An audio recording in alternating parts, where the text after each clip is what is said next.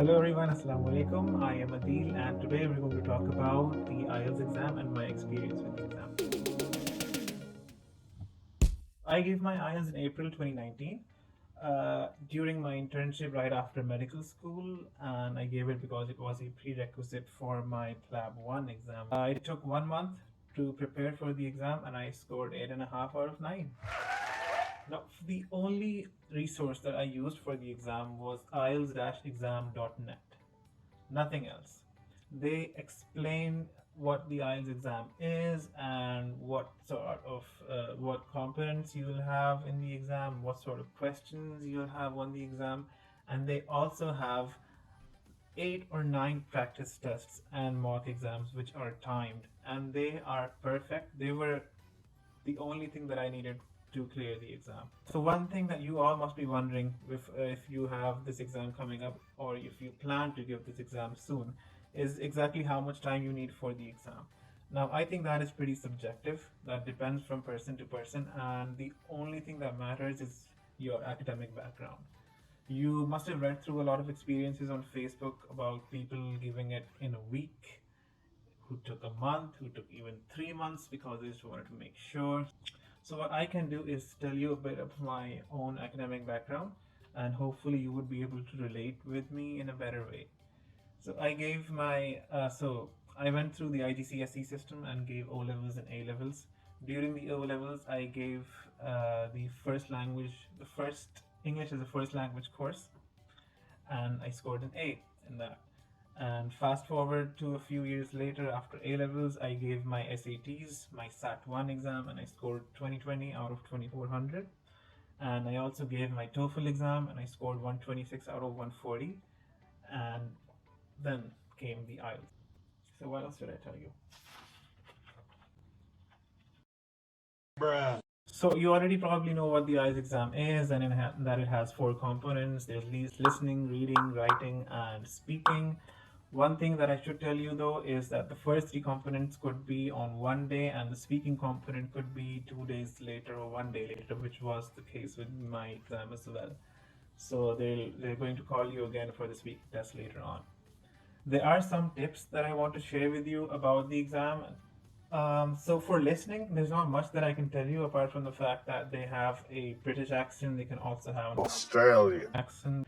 For reading, there is one important tip that I have to give you, and I hope you follow this as well if it works out for you during your own practice test.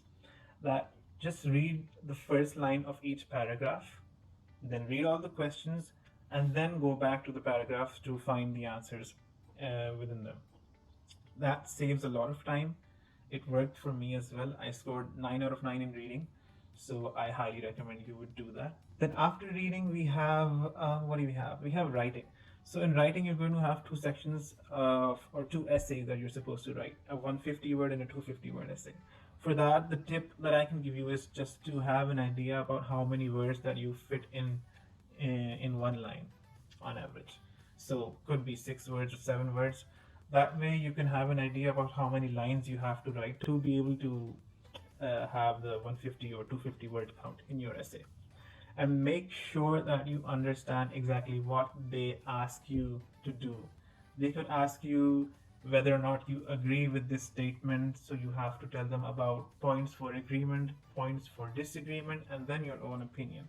So even while you're writing the essay, in the middle of the essay, make sure you go back and read the question or read what they ask you to do so that you're sure that you hit all the points. In the website that I just mentioned, ielts-exam.net, they also have a few sample essays which were given a score of even 8.5 and 9.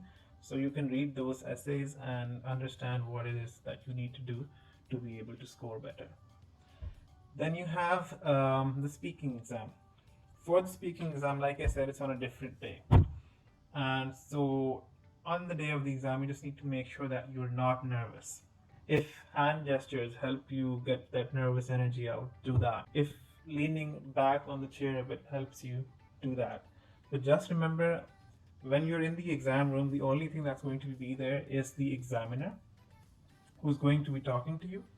First, he or she will start with having a conversation about who you are, what you do, etc., etc. And then she'll give you a topic. She'll give you a minute to think about the topic, and then she'll ask you to speak about it for about 2 to 3 minutes.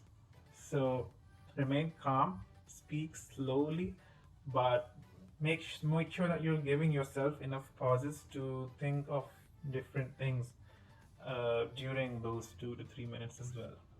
The recorder is the only thing that will be sent to the actual examiner who is going to examine your speaking skills.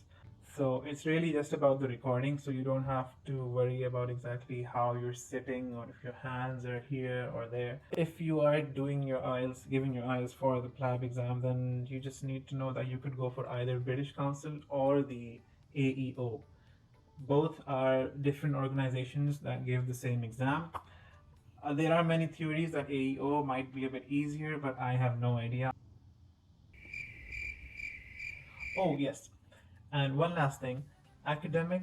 So for IELTS, you will have to give, you can give, You want you could do so. for the IELTS exam, you can either give the UKVI or the academic. It would be acceptable for both your PLAB 1 and your GMC registration.